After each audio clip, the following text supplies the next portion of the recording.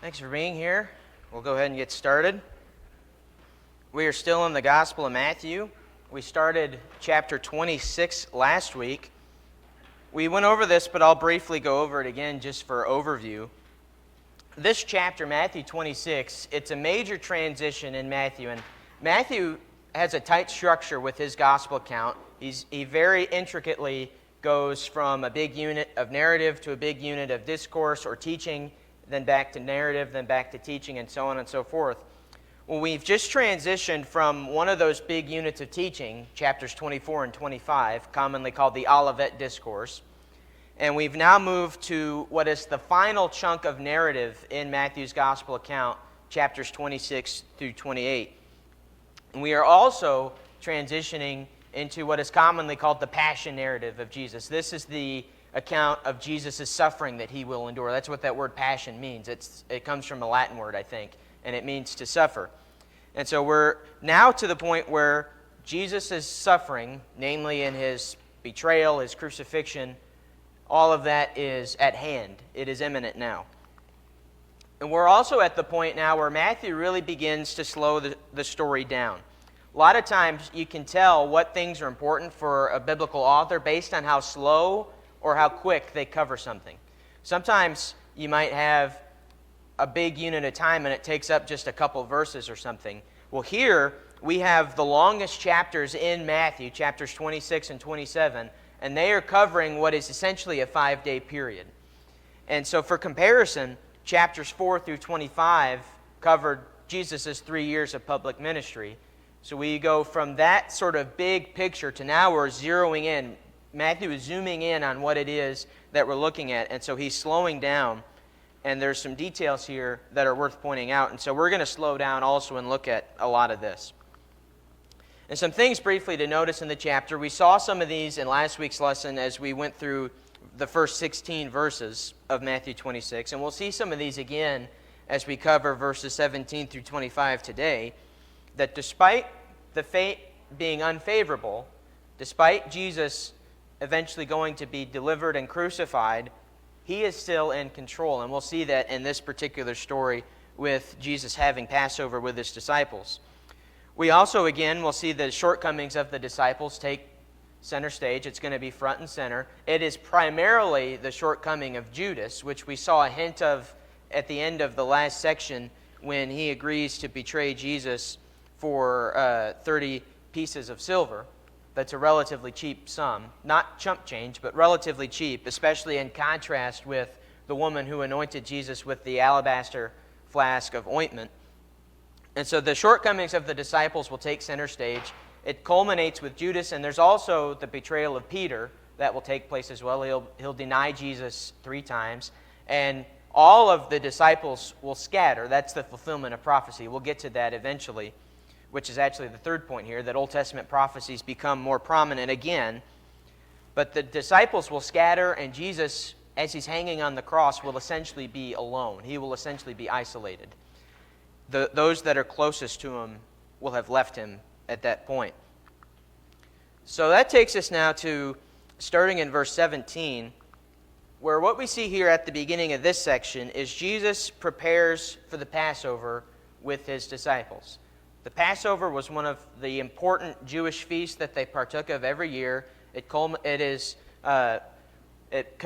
that's the word I was looking for, it commemorates them leaving Egypt. It commemorates their protection over that 10th plague, the plague of the firstborn. You can read of that in the book of Exodus. This is something they celebrated every year as a reminder of what God had done for them and passing over them in the plague of the firstborn. It afflicted the Egyptians, but it didn't afflict the Israelites. That's where the term Passover comes from, because they were passed over. And so this is an important feast that they celebrate every year, and we see the beginning of that here as we get to verse 17.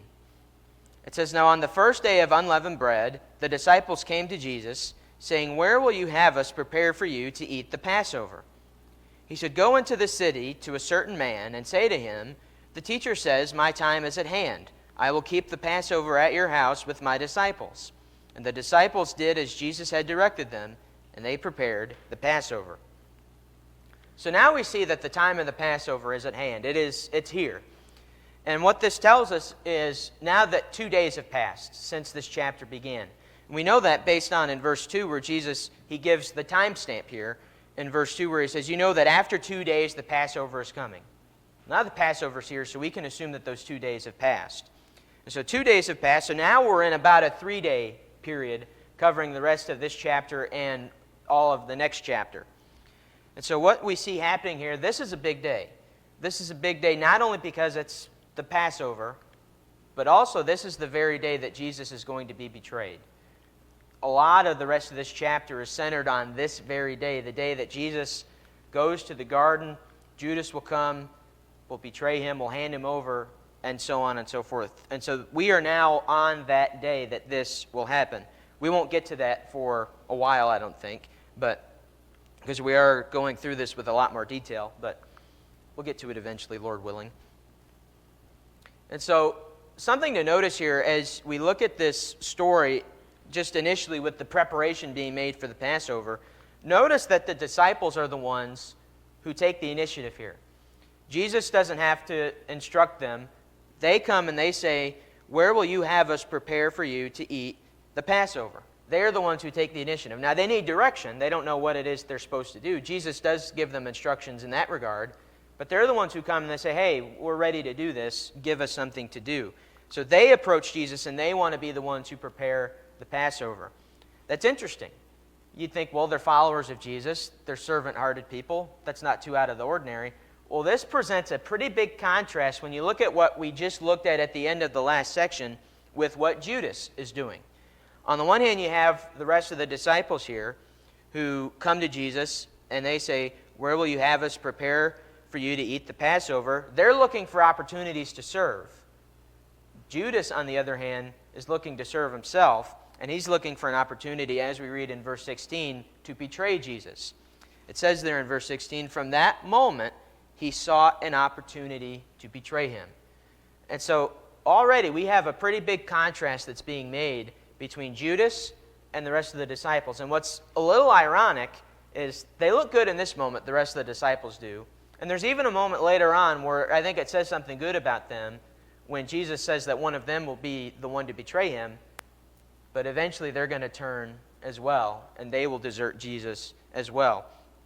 So there's a lot of irony that's unshaping here. The story of Jesus in and of itself is ironic, and so there's, of course, a lot of irony in a lot of the details of this. And so there's a big contrast that's being drawn out here between Judas and the rest of the disciples. They're looking to serve. Judas is looking to betray. And what we see here, they come to Jesus and they say, will you have us prepare? They may have assumed that Jesus already had a place in mind. He may have already made arrangements. Well, that's not what happens. Jesus, in a moment here, showcases his authority by giving them instructions what to do. And it showcases his authority on the one hand in just giving them something to do and they go and do it. That shows his authority in and of itself. But notice the details in what unfolds here. On the one hand, he gives them imperative commands, as a king does. He tells them, I don't know why that didn't do that. Okay. He gives them the imperative commands to go and do this, and then say this. So he says specifically, go into the city to a certain man and say to him. So he tells them what to do and he tells them what to say, and they eventually will do it. Notice also the certainty in what he says when he tells them to say to the certain man, I will keep the Passover at your house with my disciples. Notice he's not asking. He's telling. He says, I will keep Passover with my disciples here. He is usurping his authority here. He's putting it on display, and it's pretty evident that it is seen. Notice also the urgency behind Jesus' words. There's a level of urgency here, and this is meeting the moment. Jesus realizes what's going on, and we know that because he says in verse 18, my time is at hand. He realizes what's at stake here. He's fully aware of what is happening, and not only is he fully aware of it, but he's also in full control of it, and he will allow it to happen. Jesus, he isn't going to have his life taken from him. He willingly lays it down. That is an important detail to point out. And what we see happening here, Jesus' time is at hand.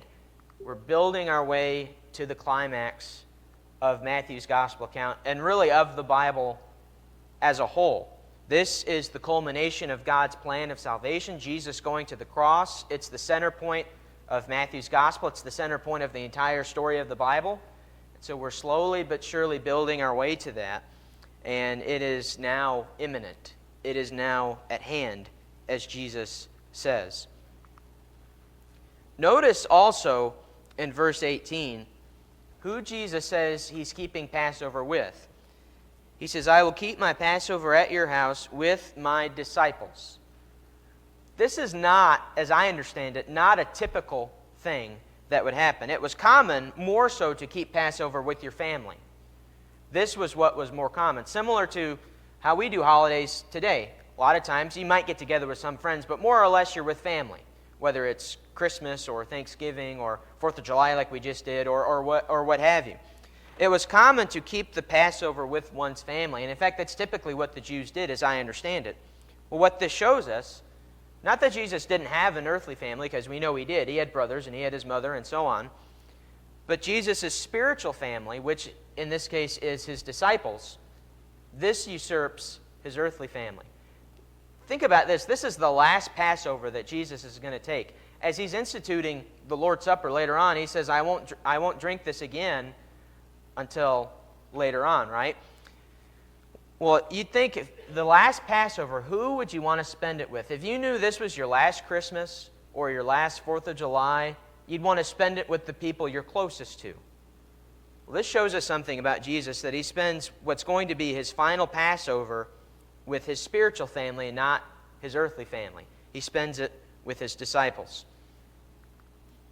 And in verse 19, we read that the disciples did as Jesus had directed them, and they prepared the Passover.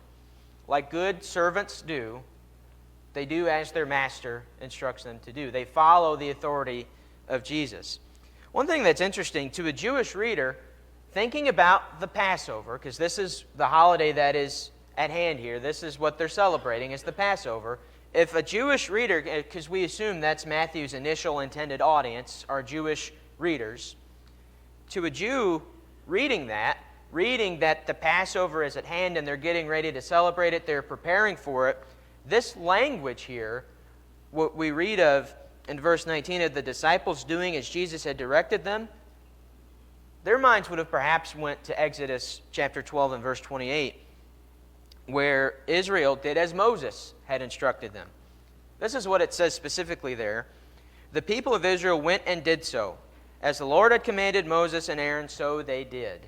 It's not an exact quotation, but it's a pretty strong allusion, I would say, looking at, on the one hand, what Israel did when the Lord, through Moses, had given them these commands about the Passover, and now what Jesus is doing to his disciples as well, also pertaining to the Passover. So that takes us now to verse 20, where after they have made the preparations for the Passover, now Jesus is going to foretell his betrayal. And it's interesting, you read this, before we read it, he's told them that this is going to happen. He's going to be handed over to the Jewish leaders. He's going to be crucified, but on the third day he'll raise from the dead. He's foretold that time after time. And he even, in verse 2, says the Son of Man will be delivered up to be crucified. So he has foretold it again, now even just a couple of days ago from this point in the story. And yet he foretells it again, but this time there's a twist to it. So starting in verse 20, it says, When it was evening, he reclined at table with the 12. And as they were eating, he said, Truly I say to you, one of you will betray me. And they were very sorrowful and began to say to him one after another, Is it I, Lord? He answered, He who has dipped his hand in the dish with me will betray me. The Son of Man goes as it is written of him, but woe to that man by whom the Son of Man is betrayed. It would have been better for that man if he had not been born. Judas, who would betray him, answered, Is it I, Rabbi? He said to him, You have said so. So before we get to the twist of this prediction, a few things to point out. One is the setting of this. They are eating the Passover. The time has come. They are reclined at table. And this is a cultural thing that is lost on us sometimes, the image of being reclined at table. A way for us to think of it is everyone is seated at the dinner table, we're ready to eat. This is an intimate setting of fellowship. Even more intimate, I would say, than just sitting at a dinner table. It's intimate because, for one, you're in a more vulnerable position. You're not sitting upright in a chair, but you're more or less lying on the ground. And this would have been an intimate place, and this is also a shocking place to announce a betrayal. What we see here is the drama is building and building and building, and we're getting to that climax. And so this is an image representation of what this would have looked like being reclined at the table. It's not like when you sit in a recliner. It's not that kind of reclining, although that would maybe be more comfortable. That'd be hard to eat, I think. But this is a forward kind of reclining in an intimate setting, everyone around a table, in a more vulnerable sort of position, thinking of the nonverbal communication involved in that and so on. So this is an intimate setting.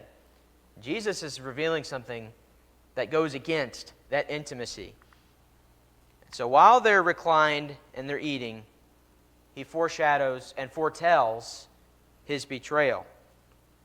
He's already said multiple times he's going to be handed over, he's going to be delivered, he's going to be crucified. But now he reveals this is the twist. It's going to be one of them that betrays him. This is a big twist in what has been going on because he hasn't said that at this point. Matthew has said it. Anytime Judas has been mentioned, he says this is the one who betrays him. But Matthew, at this point, as he's been telling his disciples, he has not said that. But now he has. It has been revealed that one of them is going to betray Jesus. And there's a strong allusion again here. The Jewish mind would more than likely think of this passage from Psalm 41 and verse 9, which says, "Even my close friend in whom I trusted, who ate my bread, has lifted his heel against me." Thinking about this in the context of Jesus and in the context of Judas, would you say that Judas is a close friend of Jesus? I think that'd be an understatement. Part of this inner circle of disciples, not the inner circle, not the three with Peter, James, and John, but in an intimate group of 12, Judas is one of those. And we saw last week when we were looking at his motivation perhaps in his betrayal of Jesus, he was the keeper of the money. And so this is someone that Jesus trusted. This is someone who Jesus has put in a close circle among 11 other men. Someone who has eaten his bread. You could certainly say that's true. At the very least, when Jesus fed the multitudes multiple times, he ate of that bread. And yet here he has lifted his heel against Jesus in that he's going to betray him. He's going to hand him over to the Jews, and then the Jews will hand him over to Rome. And so this is a twist in what has been building to this point. This would be very unexpected if you're one of those other 11. How could it possibly be one of us? How could it possibly be us? And then they start thinking, well, who could it be? And to their credit, these other 11, Judas notwithstanding, they react by being very sorrowful. And I think in this moment, this says something good about them. That they would be sorrowful over not only Jesus being betrayed, but that it could even be one of them. And so the text says that they were very sorrowful. And notice, in some accounts of this, such as in Luke's account, which I think Jim is going to reference in his sermon this morning, we didn't plan that. That's just how the marbles lined up, I guess, whatever the expression is, how the dominoes fell. But instead of questioning each other like they do in Luke's account, where they begin to point the finger at each other, here they sort of introspectively ask, is it I, Lord? Could it be me? And this is the reference from Luke 22 and verse 23, where it says that they began to question one another, which of them it could be who is going to do this. You could kind of see this playing out as Luke describes it. Oh, I bet it's that tax collector. Oh, I bet it's the guy in charge of the money. Oh, I bet it's you. They turn on each other as Luke describes it, but as Matthew is describing it, they're more introspective. They're thinking about even themselves. Is it I? Could it be me? This is something that they obviously don't want to be true. They're very sorrowful that this is going to happen. And notice, this is going to come up later, but there's a contrast again between the disciples and Judas that's being made. Notice that they refer to him as Lord in verse 22. They were very sorrowful and began to say to him one after another, "Is it I, Lord?" They address him as Lord. And we've seen already that they are following him as Lord. They went and did as he said in terms of making the preparations for the Passover. Well, that's going to draw a pretty big contrast with Judas when we get to verse 25. So they ask the question, one after the other, "Is it I, Lord?" Well, Jesus gives the answer in verse 23, and it almost seems like a non-answer. There's a few different ways you could look at this. And this is based partially on how other gospel accounts depict this scene. What Jesus says here in verse 23 is he says, "He who has dipped his hand in the dish with me will betray me." Well, this could either be specific or it could be broad. Is it the one who is dipping his hand in the dish at that very moment? Or is this true of everyone who had dipped his hand in the dish that night? Because that could be anybody or everybody. So is this an answer? Is it a non-answer? It almost seems like a non-answer as Matthew is portraying it here, thinking about this. Because he gives the answer and then he goes into the betrayal foretelling again in the next verse. So again, he foretells his betrayal, but this time he adds a woe to the one who betrays him. Verse 24, it says, "The Son of Man goes as it is written of him, but woe to that man by whom the Son of Man is betrayed. It would have been better for that man if he had not been born." So this time he adds some things to this foretelling of his betrayal. For one, he adds that he's going to go as it's written of him. This is a prominent theme in Matthew, and it's a prominent theme as we go in these next few chapters, the idea of these prophecies that speak of what Jesus is doing. This is a very prominent theme in Matthew's gospel as a whole. We saw it at the beginning in heavy concentration with the prophecies surrounding his birth and the circumstances around his birth, like fleeing out of Egypt, the prophecy that Matthew alludes to from Hosea, and the virgin birth from Isaiah 7, and all of these things that we saw before. And we see more of it now, and there's been some others that have been sprinkled in throughout the middle part, but we're getting a heavy concentration of it again. And Jesus alludes to this here in saying that he is going to go as it is written of him. There are numerous prophecies that foretell Jesus' death. And some speculate if there's a specific prophecy that Jesus has in mind when he says this. A lot of people will point to the suffering servant in Isaiah. I think you could be broad with that. I don't think it has to necessarily be a specific, because there are numerous prophecies that Jesus, in going to the cross, that he fulfills. So he foretells his betrayal. He adds that note in there that he's going to go as it's written of him. And this time he also adds a woe to his betrayer. A woe, this is the literal definition of the Greek word. I forget what the Greek word is, but BDAG Lexicon defines this word as an interjection denoting pain or displeasure. And so a woe, as we would think of it, is the opposite of a blessing. And you could think of this in terms of, on the one hand, you have something such as the Beatitudes from Matthew chapter 5, while here, on the other hand, you have these woes. And we saw this a little bit in chapter 23 with the woes to the scribes and Pharisees. They sort of function in opposite ways. Jesus, in saying, "Blessed are the poor in spirit," he's saying this is a reason to be happy. These people should be happy. Well, in saying a woe, this is a reason then to, as the literal definition says, to denote pain or to express displeasure. In other words, if you're getting a woe like this, it's not a good thing. And Jesus is giving a woe to his betrayer.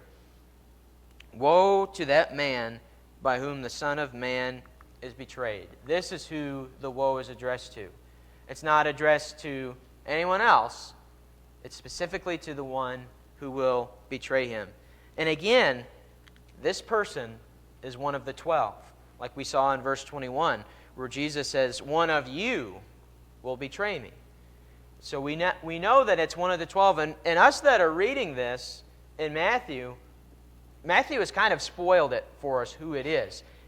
When Judas is first mentioned in Matthew 10, he says that Judas is the one who will betray him.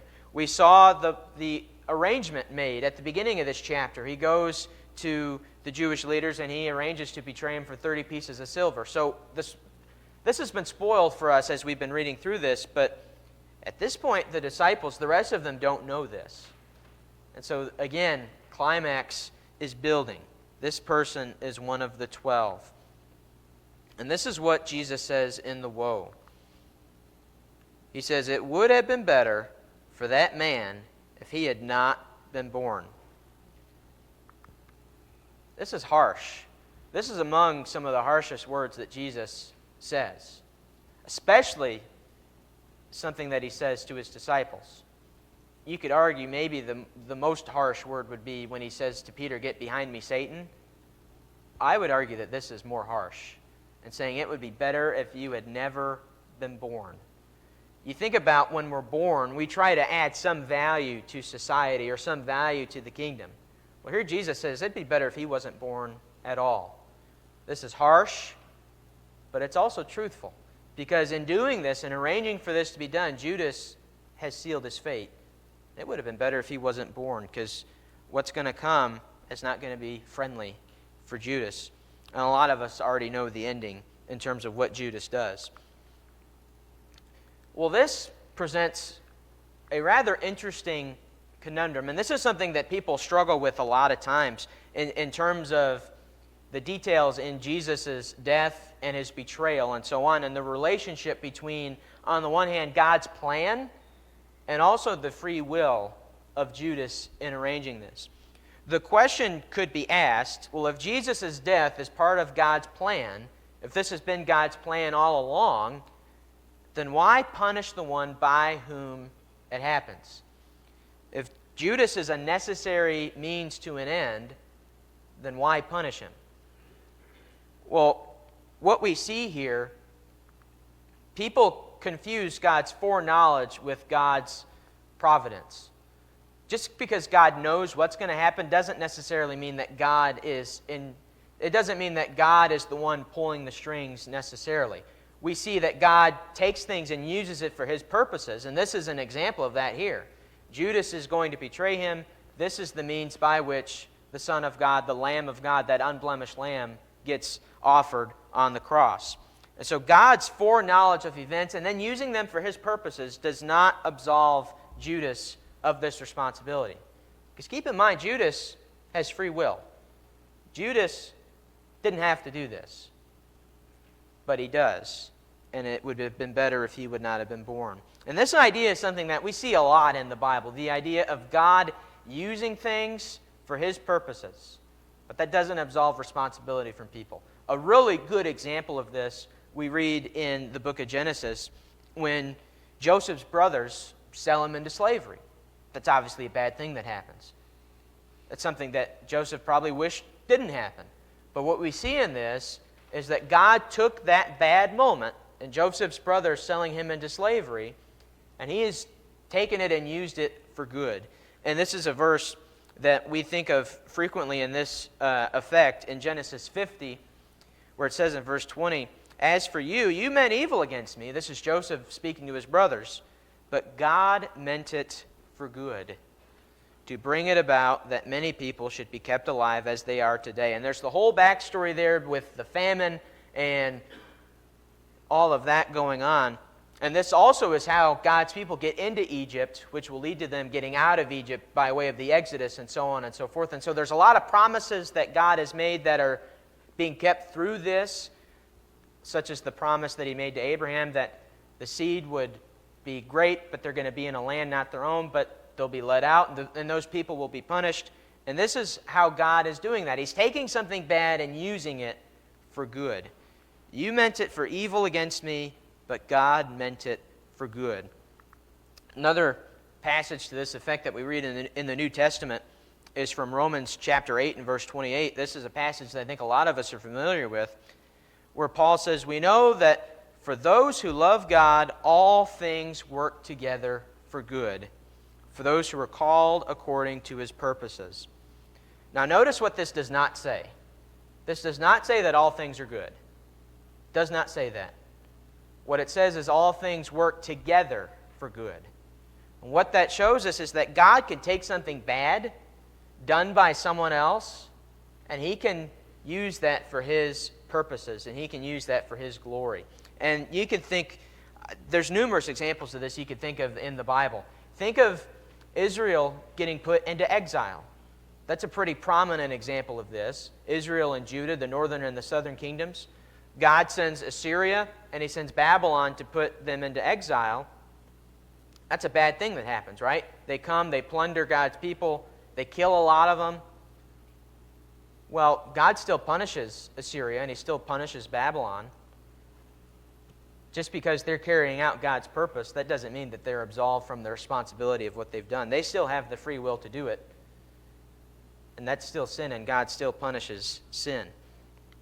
And this is true also of Judas in this moment. Just because God is using it to accomplish His purpose doesn't mean that Judas gets absolved of responsibility. He still has the free will to do it, and he still does do it. So now we come to verse 25. And what we have happening here is the announcement of Jesus' betrayal. That's what the focus of this has been. It reaches its climax as Matthew is depicting it here in Matthew 26. So I'll read verse 25 again. Judas, who would betray Him, answered, "Is it I, Rabbi?" He said to him, "You have said so." Think of this for a moment as if you're watching it on a big screen. Think of this as if it's in a movie or a television show or whatever. As this has been unfolding and as we've been building to this point, this is the climax in the sense that the betrayer faces the betrayed. This is what we've been building toward in this initial moment here as Jesus has been foretelling His betrayal. The one who betrays Him is faced with the one who will be betrayed. They're face to face. And notice, I alluded to this earlier with the contrast in verse 22 with this verse here. Judas addresses Jesus as Rabbi. Is it I, Rabbi? Now, is it wrong to call Jesus Rabbi? That's factually correct. He is their rabbi. He is their teacher. In fact, He's the master teacher. That's one of the underlying themes of Matthew's gospel account. But this paints a pretty big contrast between Judas and the other 11. Because in verse 22, they're asking the same question. And yet they address Him as Lord. Is it I, Lord, they say. Now we come to Judas, and he says, is it I, Rabbi? Big contrast here. This reveals something about Judas' heart. In his heart, he's already betrayed Jesus. He's not His Lord anymore. He's simply a rabbi, like any other rabbi. This is a big contrast here. And notice also Jesus' response. You have said so. What we see here is a little bit of foreshadowing. On the one hand, this shows Jesus' foreknowledge. It hasn't happened yet, but Jesus knows that it will happen. He says, you've said so. That's His way of saying yes. This is also the same answer that Jesus will give to the high priest later on in this chapter. This is a long chapter. We got a ways to go. But after He is betrayed, after He goes to Gethsemane and is arrested, when you get to verse 64, He is before the high priest Caiaphas and He's before the high council. And you may notice, I have it on the screen here, in verse 63, Jesus remained silent. That's the fulfillment of prophecy. Also, we'll get to that when we get to that point. But Caiaphas, the high priest, said to him, I adjure you by the living God, tell us if you are the Christ, the Son of God. What does Jesus say? You have said so. There's some foreshadowing here going on. And what we see again is Jesus, despite the end not being in His favor, despite Him going and suffering all that He's going to suffer, He's still in control. And eventually it'll happen, but God will raise Him from the dead. So we are inching our way to the crucifixion of Jesus. We're inching our way to the climax The drama is unfolding before our very eyes, and there is a lot still to unpack. Next week, Lord willing, we'll look at the institution of the Lord's Supper. We read that a lot on Sunday mornings. We'll go into some of the details of that, and we'll possibly get into Jesus foretelling another betrayal coming this time from Peter, who will deny him 3 times. Any comments or questions?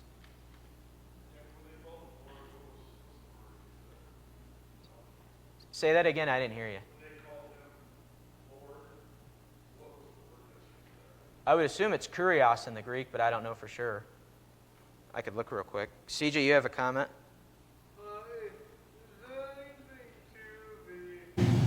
Psalm 41 passage that says the one that lifted up his heel against me and then turned it back against me. I had that thought also. CJ, sorry, I'm trying to do 2 things at once here. CJ asked, because I had the text on the screen from Psalm 41, and it alluded to in there, say the quotation again, I don't have it in front of me. The one that lifted up his heel against me is the one that eats my bread. So CJ is asking, the word is kurios, by the way. That's the traditional word that's used for Lord in the New Testament. And I'm pretty sure the word for rabbi is just rabbi. But Psalm 41, it says, I'll read it again, even my close friend in whom I trusted, who ate my bread, has lifted his heel against me. CJ asks if there's any connection with that quotation. And Matthew doesn't quote it, I just think he's alluding to it, so I quoted it. But is there any connection between that and Genesis 3:15, the first prophecy of Jesus in the Bible, of one who is going to strike the head of the serpent, but he'll bruise his heel? You know, the language is there, but I don't. If there's a connection there, I'd have to try to make it. I don't know. And in John 15, it is the bridge where he adds that Satan entered Judas, so maybe this is part of the bruising of the heel before the death. CJ also, if you didn't hear him, alluded to in John's Gospel where John says that Satan entered Judas when Judas was betraying him. And so maybe that's the connection, because we typically understand that as Jesus is striking the head of the serpent, the devil, he strikes his heel. Maybe the devil is doing that through Judas. I think you could certainly make that claim.